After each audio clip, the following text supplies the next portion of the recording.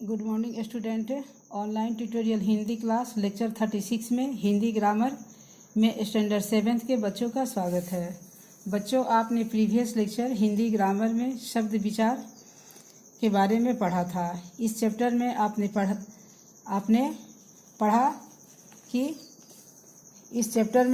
पढ़ा कि एक या अनेक वर्णों से बनी स्वतंत्र एवं सार्थक इकाई शब्द कहलाती है। शब्द वाक्य में प्रयुक्त होने पर पद कहलाते हैं। शब्दों का वर्गीकरण 4 आधार पर किया गया है: उत्पत्ति के आधार पर, रचना के आधार पर, अर्थ के आधार पर, प्रयोग के आधार पर। उत्पत्ति के आधार पर शब्द के भेद हैं तत्सम, तद्भव, देशज और विदेशी।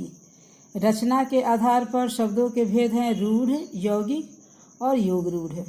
अर्थ के आधार पर शब्दों के भेद हैं सार्थक और निरर्थक। प्रयोग के आधार पर शब्द के 2 भेद हैं, विकारी शब्द और अविकारी शब्द। आज हम लेक्चर 36 में हिंदी ग्रामर में इसी चैप्टर का प्रश्नोत्तर लिखेंगे। आप ध्यान देंगे। आपका प्रश्न है, शब्द और पद में क्या अंतर है? शब्द और पद में क्या अंतर है? देखेंगे शब्द और पद में क्या अंतर है। इसका आंसर होगा, शब्द और पद में यही अंतर है कि एक या अनेक वर्णों से बनी स्वतंत्र एवं सार्थक इकाई शब्द कहलाती है। शब्द और पद में यही अंतर है कि एक या अनेक वर्णों से बनी स्वतंत्र एवं सार्थक इकाई शब्द कहलाती है, परंतु शब्द वाक्य में प्रयुक्त होने पर पद कहलाते हैं। परंतु शब्द वाक्य में प्रयुक्त होने पर पद कहलाते हैं। क्वेश्चन नंबर 2 है आपका, उत्पत्ति के आधार पर शब्दों के कितने भेद हैं? प्रत्येक भेद के 2-2 उदाहरण दीजिए। यहाँ बच्चों, आपको उत्पत्ति के आधार पर शब्द का भेद का नाम लिखना है और उनका आपको 2 उदाहरण भी देना है। इस प्रश्न का उत्तर आप देखेंगे। उत्पत्ति के आधार पर शब्द के 4 भेद हैं। उत्पत्ति के आधार पर शब्द के 4 भेद हैं तत्सम, तद्भव, देशज और विदेशी। अब आप तत्सम में इसका उदाहरण देखेंगे, सूर्य और अग्नि। सूर्य और अग्नि। तद्भव आप तत्सम में पढ़ते होंगे कि वे संस्कृत के वे शब्द जिनका रूप हिंदी में भी जो का त्यों प्रयोग होता है वह आपका तत्सम कहलाता है। और तद्भव में वे शब्द जिनका रूप परिवर्तित होकर हिंदी में उसका प्रयोग किया जाता है वह तद्भव है। तो आप यहाँ देख रहे हैं तद्भव यानी सूर्य का सूरज हो गया, अग्नि का आग हो गया। यहाँ आप सूर्य का देख रहे हैं परिवर्तित रूप सूरज, अग्नि का आग, ये तद्भव है। अब है आपका देशज, इसमें होगा आपका लोटा, थैला। विदेशी, डॉक्टर, टेलीफोन।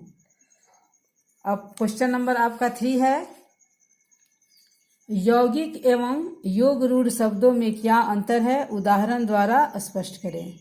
यौगिक एवं योग रूढ़ शब्दों में क्या अंतर है? उदाहरण द्वारा स्पष्ट करें। इस प्रश्न का उत्तर है, यौगिक एवं योग रूढ़ शब्दों में यही अंतर है कि जिन शब्दों का खंड करने पर खंडित शब्दों के भी अर्थ निकलते हैं उन्हें यौगिक शब्द कहते हैं।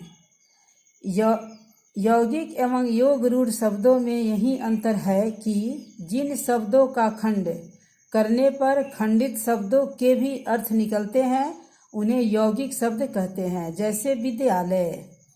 जैसे विद्यालय आप यहाँ देखेंगे, विद्या एवं आलय के योग से बना है। आप यहाँ देख रहे हैं खंडित यानी इसको खंडित किया गया, विद्यालय यानी विद्या और आलय, जिसका दोनों का अर्थ विद्या का भी अर्थ होता है और आलय का भी अर्थ होता है और इसके योग से बना है। फिर आप यहाँ देख रहे हैं दूसरा एग्जाम्पल है घुड़सवार। यह घोड़ा एवं सवार के योग से बना है।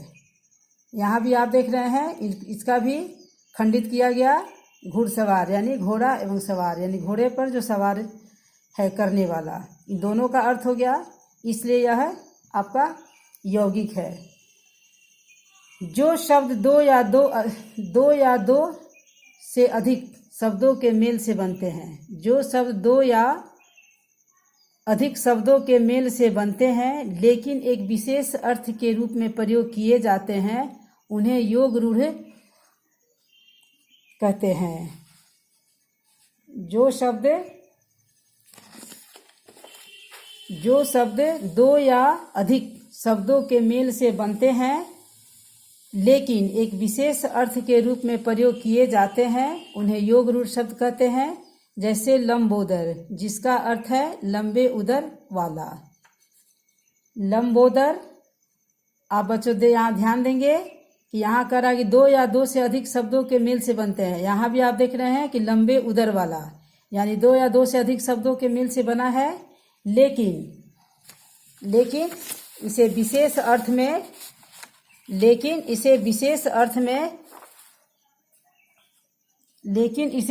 अर्थ में गणेश जी के लिए प्रयुक्त किया जाता है। लंबोदर शब्द का हम प्रयोग, इसका अर्थ लंबे उदर वाला होता है लेकिन हम इसका एक विशेष अर्थ में केवल गणेश जी के लिए ही प्रयुक्त करते हैं, इसलिए यह विशेष अर्थ में गणेश जी के लिए प्रयुक्त किया जाता है। उसी प्रकार नीलकंठ का अर्थ है जिसकी गर्दन नीली हो, लेकिन इसे शिव जी और एक प्रकार के पक्षी के लिए प्रयुक्त किया जाता है। तो आपने यहाँ यौगिक और योग रूढ़ शब्दों में अंतर आपने समझा।